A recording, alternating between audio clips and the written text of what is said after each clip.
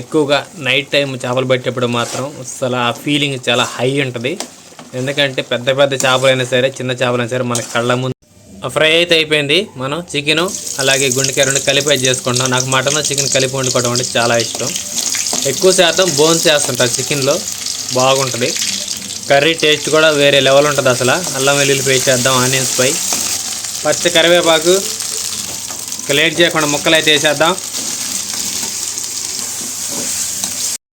Video చూస్తున్న వాళ్ళైతే మాత్రం లైక్ అయితే కొట్టండి. సబ్స్క్రైబర్స్ అయితే కంప్లీట్ అయిపోయారు, కానీ కొంచెం వాచింగ్ అవర్స్ ఉన్నాయి. అవి కంప్లీట్ అయిపోతే మోనటైజేషన్ అనేది ఆన్ అవుద్ది. నాకు నా వీడియోస్ యూజ్ చేయలేకొందు క్వాలిటీ కూడా పెంచుతాను.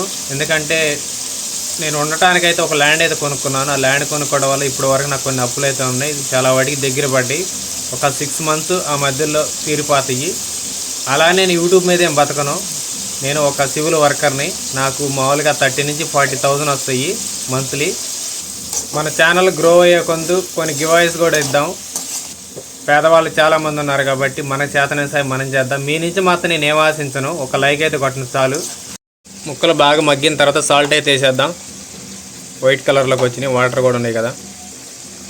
అలాగే కొంచెం పసుపు మెయిన్ రీజన్ ఏంటంటే కలర్ గురించే కాదు, దాంట్లో ఏదైనా స్మెల్ ఉండా కానీ ఆ స్మెల్ దానివల్ల ఇరిగిపోద్ది.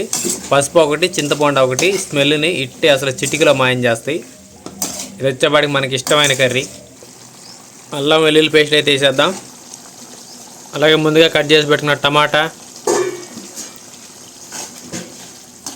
వేసి చక్కగా కలుపుకుందాం. కారం కూడా వేసేసుకుందాం. ఆల్మోస్ట్ సగం పైన ఉడికిన తర్వాత కారాన్ని మీడియంలో వేయటం వల్ల ఏంటంటే ప్రతి ఒక్క మొక్కకి బాగా పట్టిద్ది, బాగా రుచికరంగా ఉంటుంది కర్రీ. వేటగాళ్ళు ఎవరైనా ఉంటే మత్స్యకారులు కావచ్చు, వేరే వేటగాళ్ళు కావచ్చు, మన ఛానల్ అయితే సబ్స్క్రైబ్ చేసుకోండి. ఎందుకంటే మన కులపోళ్ళు కాబట్టి. అలాగే కొబ్బరి పొడి. మత్స్యకారులను ఎవరైనా ఛానల్ సబ్స్క్రైబ్ చేసుకోవడం వల్ల ఏంటంటే నేను వెళ్ళిన చోట ఎక్కడన్నా చేపలు పెట్టిన బాగా పడుతుంటే ఆ ప్లేస్ అనేది మీకు నేను చెప్తాను వీడియోలో. అలాగే ధనియాల పొడి. ఎందుకంటే నేనే చాలాసార్లు 20 కిలోమీటర్లు 30 కిలోమీటర్లు ఎంత దూరమైనా వెళ్ళాను. ఎక్కువగా నైట్ టైం చేపలు పట్టేటప్పుడు మాత్రం అసలు ఆ ఫీలింగ్ చాలా హై ఉంటుంది. ఎందుకంటే పెద్ద పెద్ద చేపలైనా సరే చిన్న చేపలైనా సరే మన కళ్ళ ముందు నుంచి వెళ్తాయి. ఆ ఫీలింగ్ నిజంగా చాలా అంటే చాలా బాగుంటుంది.